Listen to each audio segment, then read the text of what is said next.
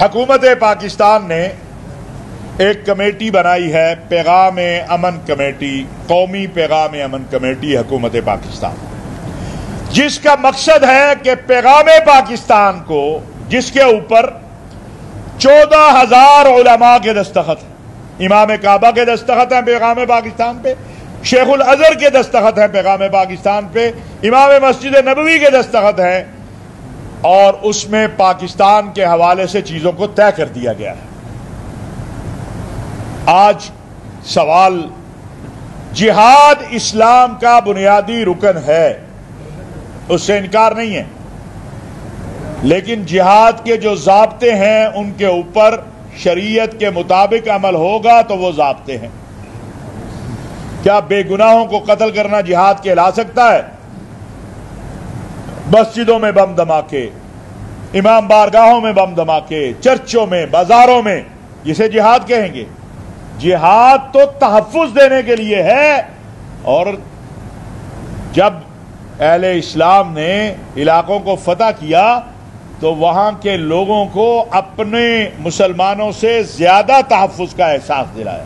یہی تو میں ہمیشہ یہ بات کرتا ہوں کہ ہم بڑے بھائی ہیں، پاکستان کے اندر جو غیر مسلم رہتے ہیں ان کو تحفظ فراہم کرنا، جہاں ریاست کی ذمہ داری ہے وہاں ہماری بھی ذمہ داری ہے۔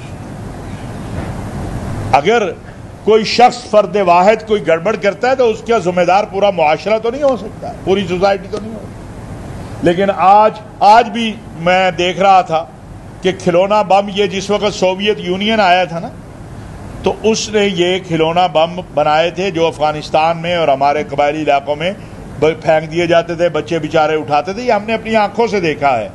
آج بھی صبح میں پڑھ رہا تھا کہ اس طرح کے کھلونا بم جو ہے وہ وزیرستان کے علاقے میں یا ایک اور کوئی علاقہ ہے وہاں پھینکے گئے اور بچے بیچارے، اور الحمدللہ اللہ پاکستان کے ان نوجوانوں کو، ان پاکستان کی فوج کو جزائے خیر دے، اور ان کو کہ انہوں نے بر وقت وہاں پہنچ کے وہ اٹھا لیے۔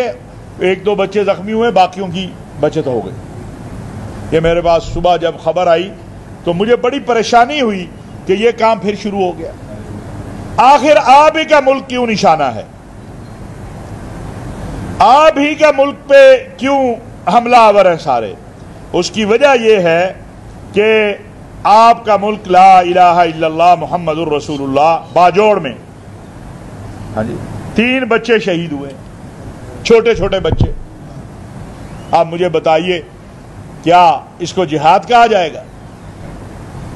افغانستان میرا بھائی ہے۔ یہاں میرے کئی اس وقت کے کلاسوں کے ساتھی بیٹھے ہیں جب ہم مدرسے میں تھے، ہم نے خون دیا ہے۔ کاش آج مولانا جلال الدین حقانی ہوتے، مولانا یونس خالص ہوتے، یہ اکابرین ہوتے تو ہم اپنا مقدمہ لے کے جاتے۔ افغانستان ہمارا بھائی ہے۔ کوئی کچھ بھی کہے، میں افغانستان کو اپنا پڑوسی سمجھتا ہوں، اپنا بھائی سمجھتا ہوں، دشمن نہیں سمجھتا۔ ہاں یہ ضرور میں ان سے کہتا ہوں کہ آپ کی سرزمین کو پاکستان دشمنوں کو استعمال نہیں کرنا چاہیے۔ آپ کی سرزمین سے کوئی آ کے میری مسجد میں، میری امام بارگاہ میں، میرے بازار میں، میرے محلے میں دھماکہ نہ کرے، اس کا آپ کو خیال ہونا چاہیے۔ اور میرے ملک سے جا کے کوئی آپ کے ملک میں کچھ نہ کرے، اس کا مجھے خیال ہونا چاہیے۔ یہ تو کوئی عیب کی بات نہیں ہے۔ کہتے علماء بات نہیں کرتے۔ علماء، میں نے کہا علماء تو بات کرتے ہیں بھائی، اور کون بات کرتا ہے؟ علماء ہی تو بات کر رہے ہیں اس دہشت گردی کے خلاف، علماء ہی تو کھڑے ہوئے ہیں۔ سب سے پہلے خودکش حملوں کے خلاف فتویٰ پاکستان علماء کونسل نے 90 کی دہائی میں دیا تھا۔ آج الحمدللہ پیغام پاکستان کی صورت میں جو آئین پاکستان کے بعد ایک متفقہ دستاویز ہے وہ آپ حضرات کے پاس موجود ہے، اور اسی کو لے کے ہم نے آگے بڑھنا ہے۔ وہی اس ملک کو اس کی اصل منزل جو ہے اسلامی ریاست، خلافت راشدہ کا نظام، اس تک لے کے جا سکتے۔ ایک دوسرے کے برا بلا کہنے سے، گلے کاٹنے سے، ایک دوسرے کی نفی کرنے سے معاملہ حل نہیں ہوگا، بلووں سے، توڑ پھوڑ سے مسئلہ حل نہیں ہوگا۔ عدالتیں موجود ہیں، عدلیہ کو بھی چاہیے۔ سب سے بڑا مسئلہ یہی ہے، اللہ نے جو ریاست کا سب سے پہلے حکم دیا وہ ہے ان اللہ یأمر بالعدل، اللہ کرے ہمارا نظام عدل اچھا ہو جائے.